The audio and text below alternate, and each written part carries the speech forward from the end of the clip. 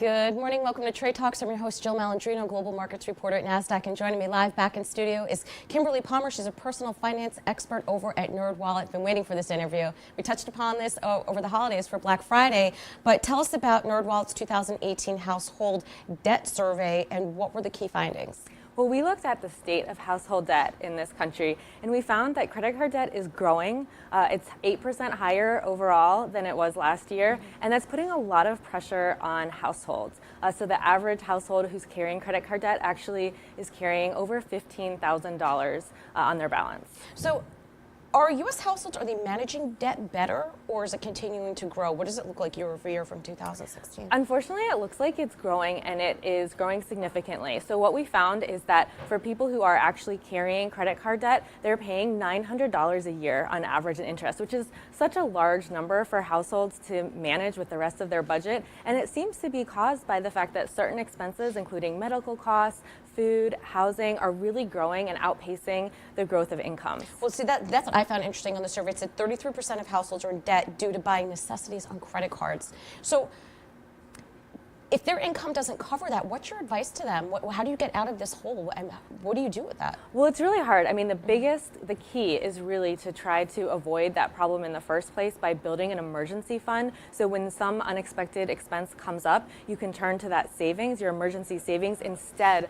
of reaching for your credit card debt, which is what happens when you really have no other choice and you don't have those savings. If you've already built up the debt, then it's really important to prioritize paying it off, focusing on the high interest rate debt first. Credit card debt tends to be so expensive, such high interest rates, so it's really something to focus on just so you can pay it off and have some more freedom in your budget to handle all of these expenses. Right, and another key finding was only 18% of consumers pay off their debt each month. Now, not only does it hurt your wallet, it also hurts your credit score. So explain to us, why are credit reports so important, and what are some best practices to achieve a higher credit score? Well, credit scores are really important because they're basically what lenders look at when they're deciding whether or not to give you a mortgage or an auto loan or any kind of credit. And so if you have a high credit score, you're more likely to be able to get a lower interest rate, which makes it easier for you to afford a house or a car. So it's such a key number in our lives. The way to improve your credit score is to pay on time every month your bills. So credit card bills, when they come due, make sure you pay them. Don't let the date pass without paying them, because that will hurt your credit score. And then you also want to think about your overall how much credit you're using.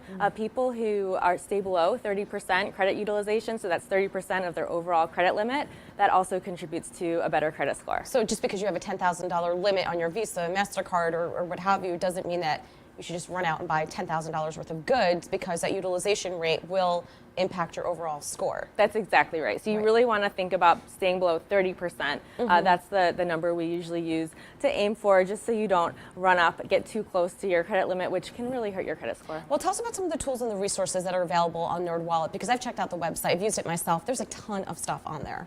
Well, the payoff debt tool is really helpful, especially if you're dealing with these kinds of problems, because you can pick a debt strategy that works for you. You can see how long it will take to pay off your debt. And then we also have other tools to help you budget and have some insight into where your money is going to avoid building debt in the first place. All right. Well, thank you very much for joining us as always. And traders, thank you for joining me. I'm Jill Malandrino, global markets reporter at Nasdaq.